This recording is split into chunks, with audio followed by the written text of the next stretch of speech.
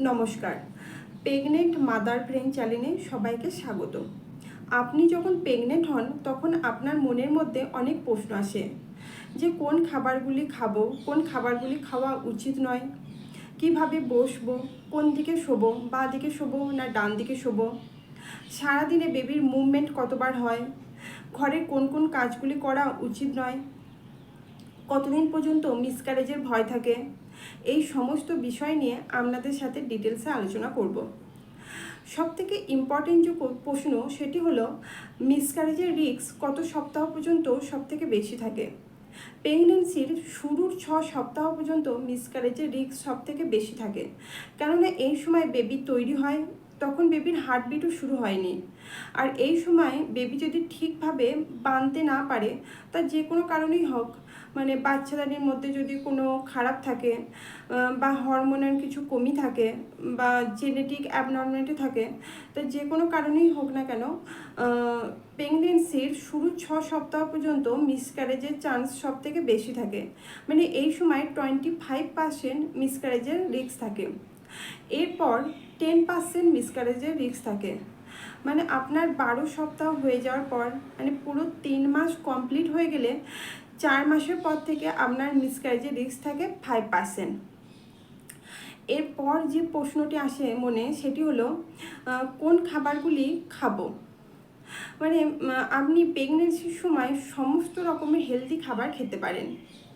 এই সময় আপনার ওয়েট 10 থেকে 15 কেজি ওজন বাড়ে। অনেক মহিলা আবার ভাবেন যে আমার বেবির পুষ্টির প্রয়োজন, সেই ভেবে মাছ, মাংস, ডিম, দুধ এগুলো বেশি বেশি করে খেতে থাকে। এতে কি হয়, তার ওয়েট অনেক বেড়ে যায় এবং এটি কিন্তু ক্ষতিকর। তাই সবসময় একটা স্মার্ট ওয়েট গেইন রাখার চেষ্টা করবেন। মানে সবসময় হেলদি খাবার, সবজি, ফ্রুট এগুলো বেশি করে খাবেন। এর সাথে এক্সারসাইজ, যোগা, ওয়াকিং এগুলো করবেন। আর কোন খাবারগুলি খাওয়া উচিত নয়, আনকুক খাবার একদমই খাবেন না। এর সঙ্গে বেশি স্পাইসি মশলাদার খাবার এগুলো খাবেন না। অনেকে প্রচুর পরিমাণ স্যালাড খায়। স্যালাড যেহেতু রান্না করা নয়, তাই বেশি বেশি খেলে কি হয়, আমাদের হজম করতে অসুবিধা হয়। আর তাছাড়া দুধ খেলে দুধ অবশ্যই ভালো করে গরম করে তারপর খাবেন। নেক্সট হচ্ছে কিভাবে বসবেন। অনেক মহিলা পা ঝুলিয়ে রেখে বেশিক্ষণ ধরে বসে থাকেন, বা যারা অফিসে কাজ করে তারা পায়ের উপর পা রেখে বসে কাজ করতে থাকেন। এতে কি হয়, জয়েন্ট এবং লিগামেন্টসগুলোতে প্রেশার পড়ে, যা বেবির জন্য ক্ষতিকর, কেননা আমাদের পুরো বডি নার্ভের সাথে কানেকশন থাকে। তাছাড়া প্রেগনেন্সিতে অনেক মহিলার পাও ফুলে, তাই আপনি যখনই বসবেন একদম কমফোর্টেবলভাবে বসবেন। যদি আপনি বেডের উপর বসেন তাহলে পা ছড়িয়ে দিয়ে পিঠে একটা বালিশ রেখে একদম রিল্যাক্সভাবে বসবেন। যখন চেয়ারে বসবেন তখন একদম আরামদায়কভাবে বসবেন, দরকার পড়ে পিঠের দিকে একটা বালিশ রেখে বসবেন। এছাড়া নেক্সট হচ্ছে, অনেক মহিলার কনস্টিপেশনের প্রবলেম থাকে। তারা কি হয়, টয়লেটকে প্রচুর প্রেশার দিতে থাকে। এতে কি হয়, অনেক মহিলার যাদের পাইলসের প্রবলেম থাকে না, তাদেরও পাইলসের প্রবলেম হয়ে যায়, কেননা ওই জায়গাটাতে এমনিই প্রেশার থাকে। তাই আপনার যদি অতিরিক্ত অসুবিধা হয়, অবশ্যই ডাক্তার কাছে গিয়ে বলবেন। ডক্টর যদি কোনো মেডিসিন দেয়, সিরাপ দেয়, সেটি খেতে পারেন। নেক্সট হচ্ছে আপনি কিভাবে শোবেন। আপনি সব সময় বাঁ দিকে শোয়ার চেষ্টা করবেন, কারণ বাঁ দিকে খাবার ভালোভাবে হজম হয় এবং বেবির কাছে যে ব্লাড সাপ্লাই সেটাও ভালোভাবে হয়। তাই আপনি সবসময় বাঁ দিকে শোয়ার চেষ্টা করবেন। যখন হয়তো মাংসপেশিতে ব্যথা করছে বা আর বাঁ দিকে শুয়ে থাকতে পারছেন না, তখন ডান দিকে শোবেন, কিন্তু চিত হয়ে একদমই শোবেন না।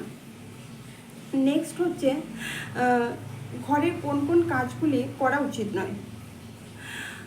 আপনি ভারী জিনিস চাগাবেন না, বা ভারী কোনো জিনিস হাতের উপর ভর দিয়ে নিচে নামাবেন না, বা নিচে ঝুঁকে যে ঘর মোছা সেটা মুছবেন না। এছাড়া আপনি হালকা কাজ করতে পারেন, যেমন দাঁড়িয়ে রান্না করা, বাসন ধোয়া এগুলো করতে পারেন। নেক্সট হচ্ছে সারাদিনে বেবির মুভমেন্ট কতবার হয়। আপনি যদি সারা দিন কাজ করতে থাকেন এবং আপনি যদি বুঝতে না পারেন যে বেবির মুভমেন্ট কতবার হচ্ছে, তাহলে দিনে অন্তপক্ষে 2 ঘন্টা রেস্ট করুন এবং সেই সময় খেয়াল রাখুন যেন 10 থেকে 12 বার মুভমেন্ট হয়। তাও যদি না হয়, সারাদিনে অন্তপক্ষে খেয়াল রাখবেন যেন বেবি 10 থেকে 12 বার মুভমেন্ট করে। ভিডিওটার সম্বন্ধে যদি আরও কিছু জানতে চান তাহলে অবশ্যই কমেন্ট করবেন। আর আপনাদের যদি এই ভিডিওটা ভালো লেগে থাকে অবশ্যই লাইক, শেয়ার এবং সাবস্ক্রাইব করে দেবেন।